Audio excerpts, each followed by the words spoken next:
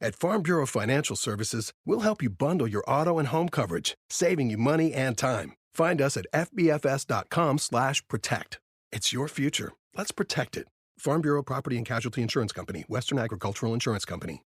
Lucky Land Casino, asking people, what's the weirdest place you've gotten lucky? Lucky? In line at the deli, I guess? Aha, in my dentist's office. More than once, actually. Do I have to say? Yes, you do. In the car before my kids' PTA meeting. Really? Yes. Excuse me, what's the weirdest place you've gotten lucky? I never win and tell. Well, there you have it. You can get lucky anywhere, playing at LuckyLandSlots.com. Play for free right now. Are you feeling lucky? No purchase necessary. Void where prohibited by law. 18+. Terms and conditions apply. See website for details.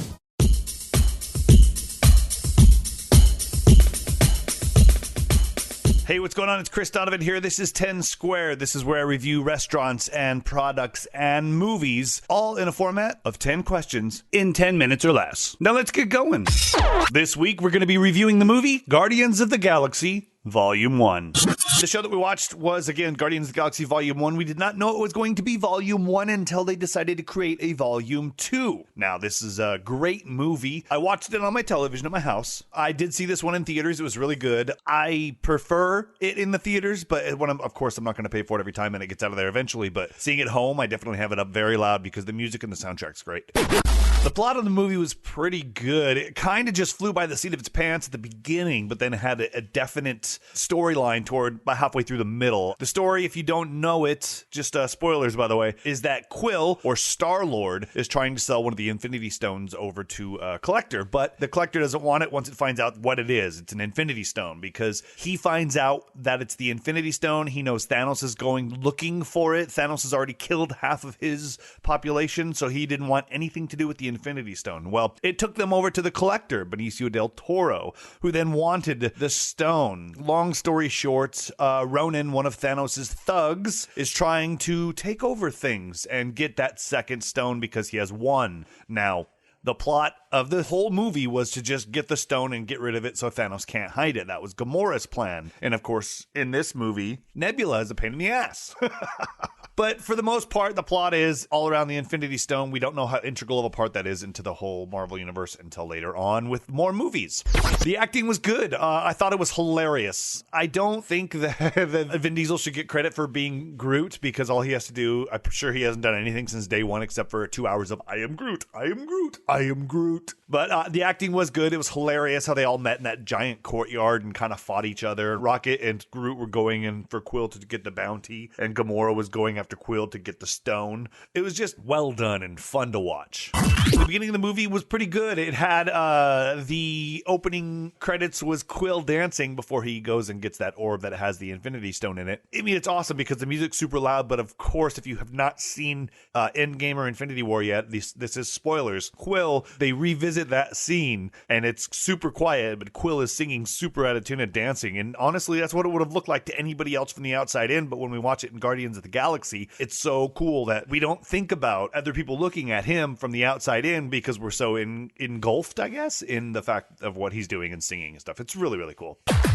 The end was fun. The end was really neat. When Quill jumps out and grabs the Infinity Stone and holds onto it and actually doesn't fall and tear apart. That was a little foreshadowing, of course, for the second Guardians of the Galaxy, which I'll review next week. But it was interesting. It really put them together. It really solidified the fact that they were a team, all of them holding hands and becoming the Guardians. So they all had that power run through them. And I think once that happened and they held hands, I think they were all connected in a different way. I think that's going to come back in the Guardians of the Galaxy Volume 3 when Quill is basically searching for Gamora. Or should I call it the Asgardians of the Galaxy? With Thor. My favorite part of the movie probably was the escaping from prison scene. Was pretty damn cool when Rocket's telling them exactly what he needs and when to get the batteries and that they need this guy's leg that's like a mechanical leg and stuff. So Quill goes and gets the leg and Rocket is trying to tell everybody not to do anything yet, and then Groot goes and grabs the batteries from the thing and all hell hell breaks loose. That was awesome because we got to see Groot like really fight. I mean, we got to see him scrap a little bit in the courtyard, but we got to see him really fight in the prison. So I think that was awesome. A little disappointed because we haven't got to see too much Groot lately, but Guardians of the Galaxy 2, he was a baby and a teenager at the end, and then in Infinity War and Endgame, he was still a teenager. So he did fight. They did show a little bit of it. He did kick some ass, but it wasn't like the introduction that we got to him in this movie. With the Lucky Land Slots, you can get lucky just about anywhere. This is your captain speaking. We've got clear runway and the weather's fine, but we're just going to circle up here a while and get lucky. No, nothing like that. It's just these cash prizes add up quick. So I suggest you sit back, keep your tray table upright, and start getting lucky. Play for free at LuckyLandSlots.com. Are you feeling lucky? No purchase necessary. Void where prohibited by law. 18+ terms and conditions apply. See website for details. Okay, round 2. Name something that's not boring. A laundry? Ooh, a book club. Computer solitaire, huh? Ah, sorry, we were looking for Chumba Casino.